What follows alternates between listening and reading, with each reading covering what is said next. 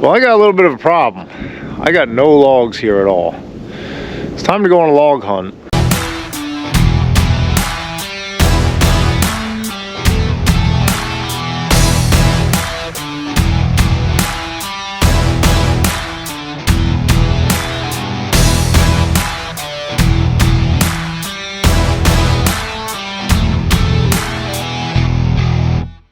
Hey guys, welcome back to the channel. So no logs might be a little bit of an exaggeration. I do have that one sassafras log that was left over from the fall. But other than that, it's just some odds and ends firewood cut off that I gotta get rid of. I basically got nothing here to saw. If you've been following the channel for any amount of time, I've mentioned in fall, that was by design. I don't like to have logs sitting here while we're cutting Christmas trees for 2 months. There's just no reason to have them sitting here and degrading. So I made sure I sawed through everything I had before we shut down for Christmas trees. And now I got to find some logs because I got to get back to sawing, and well, I got nothing here. So I want to show you something here quick. I was just talking to a customer the other day and I mentioned this, and just off the top of my head, and it is pretty true. So my sticker rack I keep here, that's a pretty good indicator of if I should be buying wood or selling wood. At the end of summer, there was not a sticker to be found here. Those were all accounted for. That meant I had a bunch of wood out air drying or in the kiln, and you know, that was cut and pretty much on its way for sale.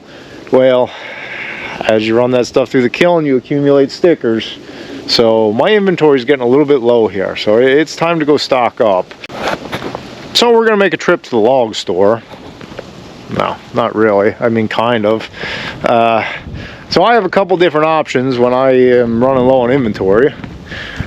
I can call one of the mills I buy from and buy green lumber and kiln dry it. Or if I get lucky enough to find logs somewhere, I can buy a load of logs and saw it. But today we're taking a different path.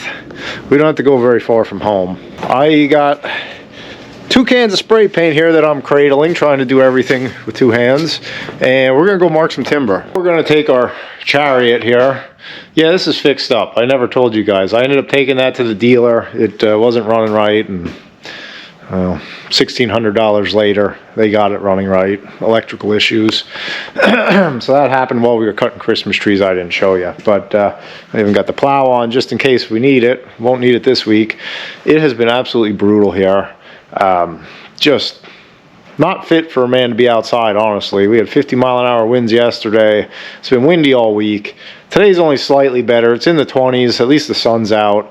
So I figured today's a good day to do this. It's a Friday when I'm recording this, and I want to start cutting on Monday. So can't cut if it's not marked. So I'm going to get out there and try to keep this camera going in the cold weather. And, well, let's leave the heated shop here. I've been hiding out a lot in here this week. And head out and take a walk through the woods.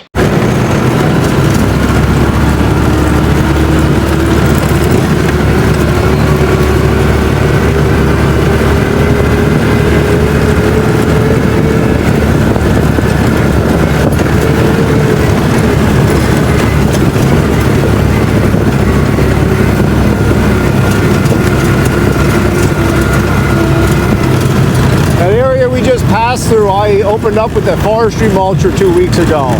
Makes a big difference.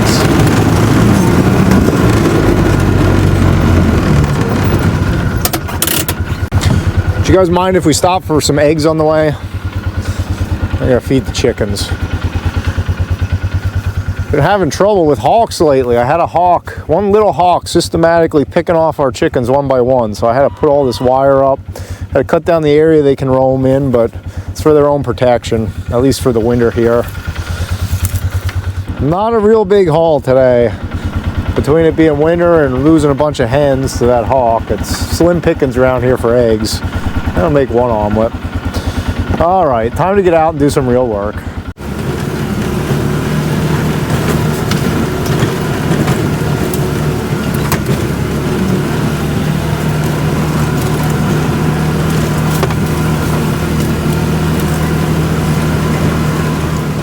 So we made it out into the woods, finally. This is actually my second attempt, if I'm being honest with you guys.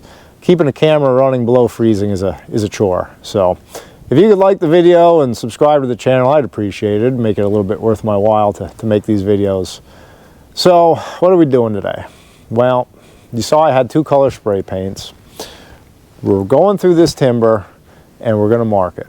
Orange is going to be firewood, blue is going to be saw logs. And I have about an acre-sized plot here. I'm working an acre at a time, basically.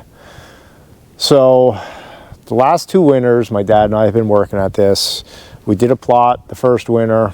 It came out really nice. We were happy with the results. Last winter, we only got about 3/4 of a plot because so many other things came up and I just couldn't get back out into the woods. So this year, I'm going to hit it hard. We're going to finish off the plot that I had started last year. We're going to do another plot and we'll go from there. Basically, my goal is to thin. I am certainly not clear cutting. I'm not high grading either. What I am doing here is I'm walking through here, and this is one of my thickest areas that needs the most attention on my property. I am cutting out the scrap. I'm taking a worst first mentality here. So anything that's twisty, turny, is firewood. It's never going to make a saw log. It's never going to be marketable lumber. That's coming out. I'm going to sell it as log length firewood. Anything that is a saw log, but it's too close to something else that's nicer, that's going. If it's a double, like a double trunk, kind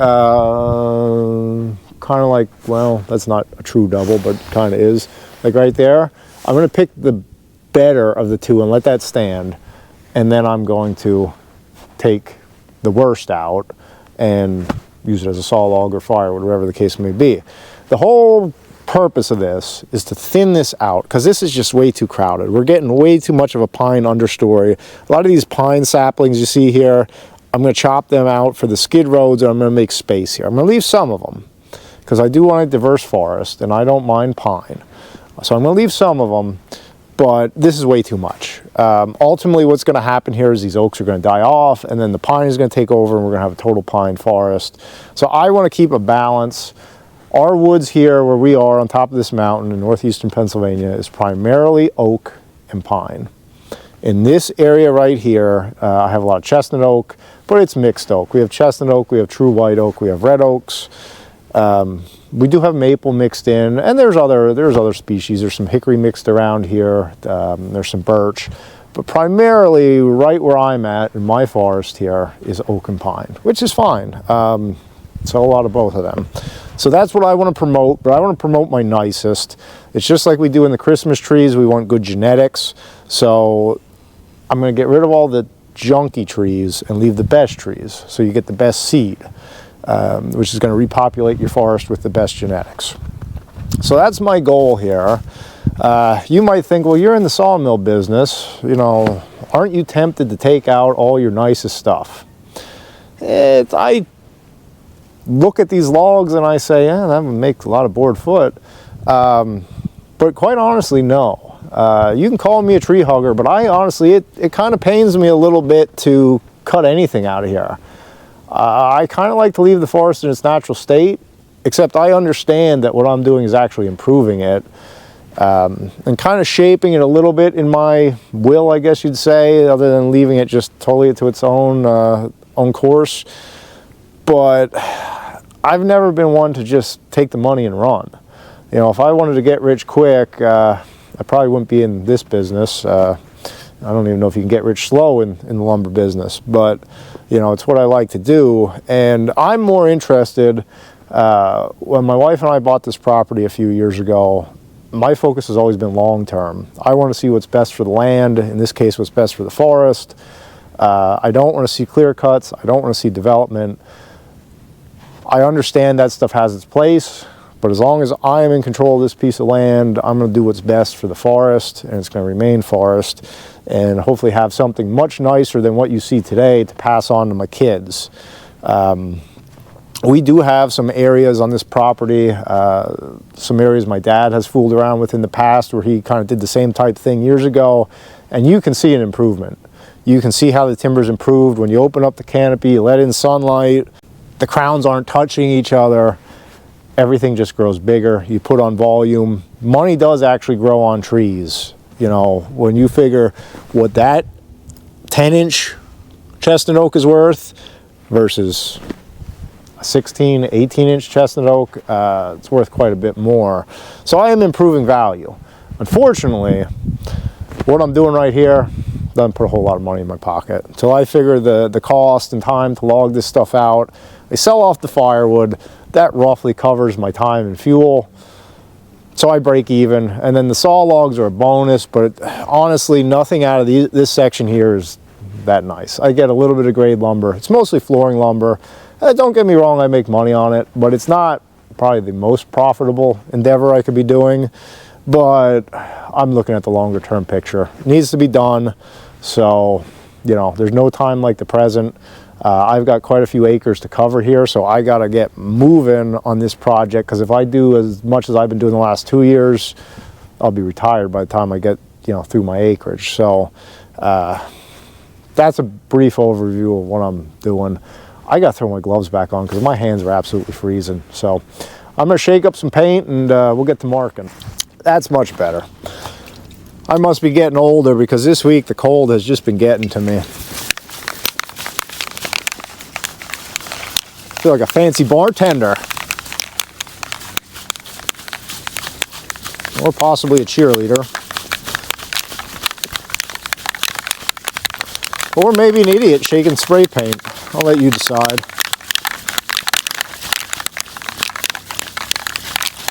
Luckily this was in the shop, so it's not 20 degrees. It's not a whole lot better. So one of my challenges here is going to be, I don't want to cut in a big landing like you typically do in a logging operation. I want to try to do this without disturbing the woods as much as possible, and I don't want big open areas scattered throughout my woods, which makes it tough. It makes it tough to work. You might have saw when I was in the shop that little Kubota tractor. That's what I'm using to pull this stuff out. So that's pretty low impact, and that can get in some pretty tight spots. But where I run into trouble is stacking up the logs, stacking up the firewood, and getting them out of here.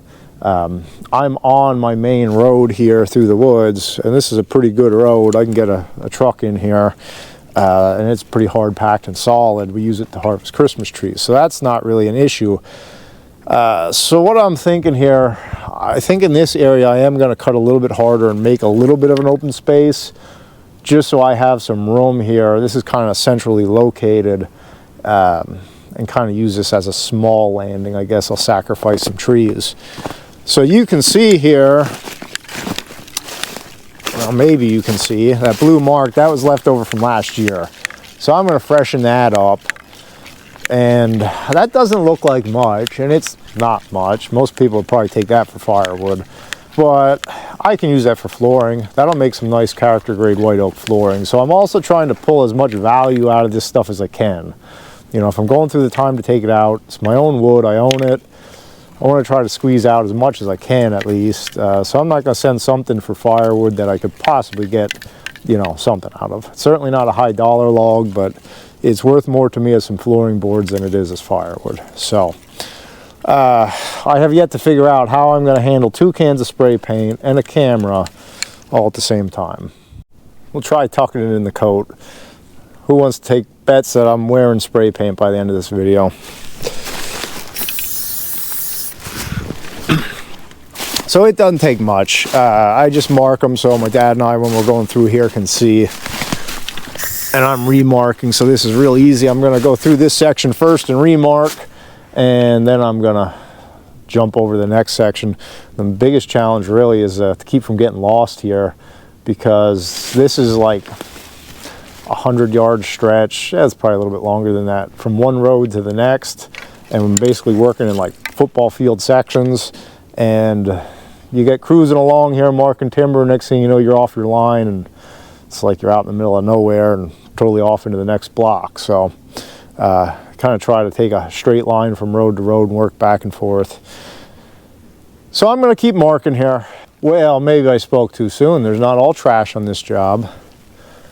There's 2 beauty red oaks there. It's double. They're both basically twins of each other, about 16 inches. I'm thinking, I haven't made my final decision yet. I think the one on the left is going to stay, and the one on the right is going to go for a saw log. So that'll be a nice little saw log. There's definitely some nice grade lumber in there. At least probably 2 10-foot logs. That's worthwhile, and the timber is actually getting a little bit nicer as I go east here through this. What we did already, where we started was our absolute worst, a lot of scrub stuff, but we're slowly getting into some nice timber. So my idea here is we take one of these doubles, leaves the root system for the other one to flourish, opens up the crown more, and we'll cut that off. And I've been fooling around with sealing the cutoff side there with anchor seal. Now I don't know, to this point I haven't seen any results if that's worthwhile. We've also been cutting them on an angle so they heal up a little bit better. Just trying to keep the side that we leave as healthy as possible, you know, so it doesn't just rot and die. So that's my theory, at least on these doubles. You can correct me if you have any better insight as to how to handle these things to get the most value out of them. But in this case, we got two real beauties there, so that'll be worthwhile. So I knew it was going to happen. Painted my fingertips. It's a problem with these big insulated gloves. They just don't work well with the paint cans. Well, I'm working my way through here, slowly but surely. And honestly, me running a rattle can isn't all that exciting. So I think we're going to cut this video here. Hopefully I gave you guys an idea what I'm trying to accomplish with the forest here. And I'm going to be back in, well, maybe next week. Maybe we'll do something else in between. But I'll be back with some logging. We'll get some of these cut down and stacked up and ready for the sawmill. So got some good stuff coming for you guys. Like I said, make sure you like the video, subscribe, and thanks for watching. Catch you on the next one.